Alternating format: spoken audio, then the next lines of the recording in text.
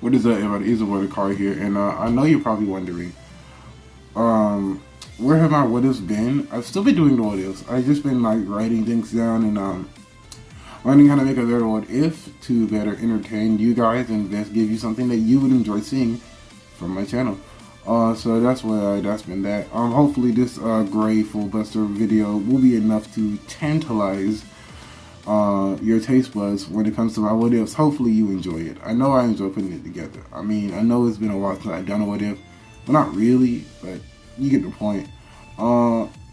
You see how at the end of the video. Let me know what y'all thought about it in the comment section below. And before we start, I just want to say like, comment, share, subscribe, and let me know what you want out of my channel. Let me know in the description box below. See you later.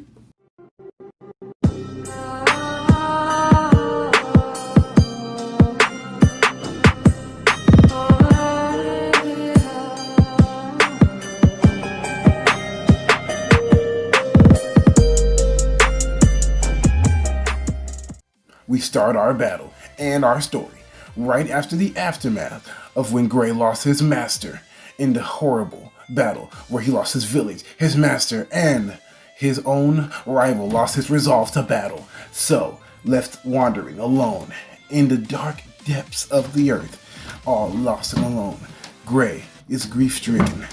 Don't know what to do with all of his rage, anger, regret, fear, and, above all else, guilt. But Gray will not falter just yet. He still has one thing keeping him going: his goal for revenge. And so he studies every bit of form, every single minute detail of Ice Maker magic to best equip himself to claim his vengeance against his fallen master.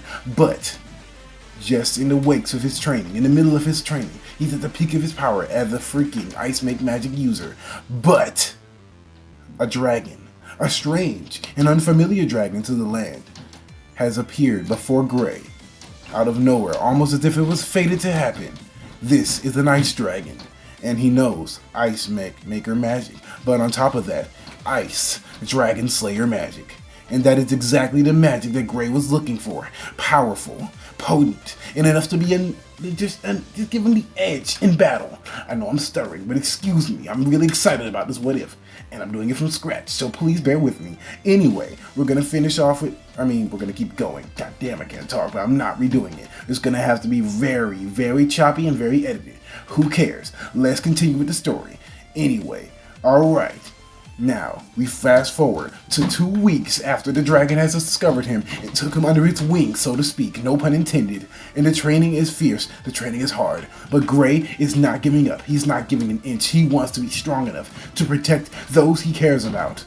Another week passes. Weeks become months. Months become years, and even decades even. Gray is now the age of when we first are introduced into him. He's already in the Fairy Tale Guild and far excels at the level he was prior. Not only does he have Ice Make magic, but he has Ice Dragon Slayer magic, and he can combine that power by absorbing the moisture in the air, giving him even greater power and greater strength and speed and agility, because the magic is fueling him. But not only is he using his Ice Make magic on top of his Dragon Slayer magic, he is using his emotions to fuel his magic, to fuel his own power, and that it does. His power is greatly achieving heights at the same level of you-know-who, otherwise known as Ursa, the Fairy King. Yes, he can actually go toe-to-toe with Ursa and actually hold his own. It is a decent battle. He's on that level now. He has to fight you-know-who.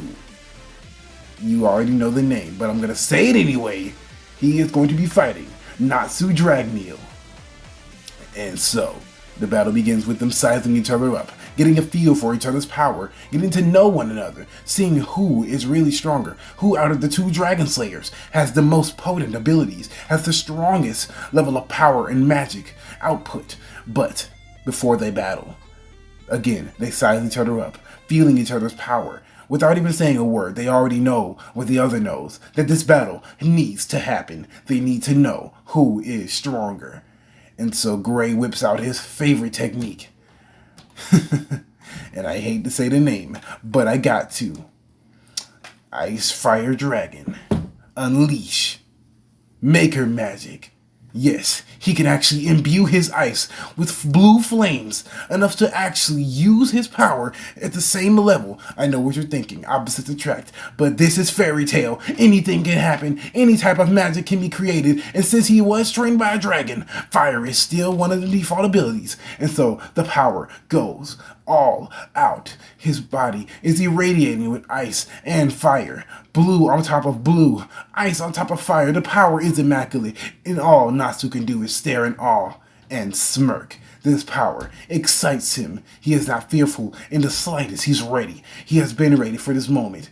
Gray has been challenging him and challenging him over and over again. Gray always having the edge because he has more abilities in his repertoire. But Natsu has not been slacking off either. He has now have more drive to do this battle like never before. He's really going all in and all out. He whips out the Fire Lightning Dragon, or you know the name. It's been a while, okay? Anyway, we're gonna leave it off there with both Natsu and Gray's power skyrocketing. The fairy tale building cannot take this much. So the Grand Master tells them to take this outside, and that is exactly what they do. And that's where I'll leave it off. These two warriors facing off for the finish. Who will win?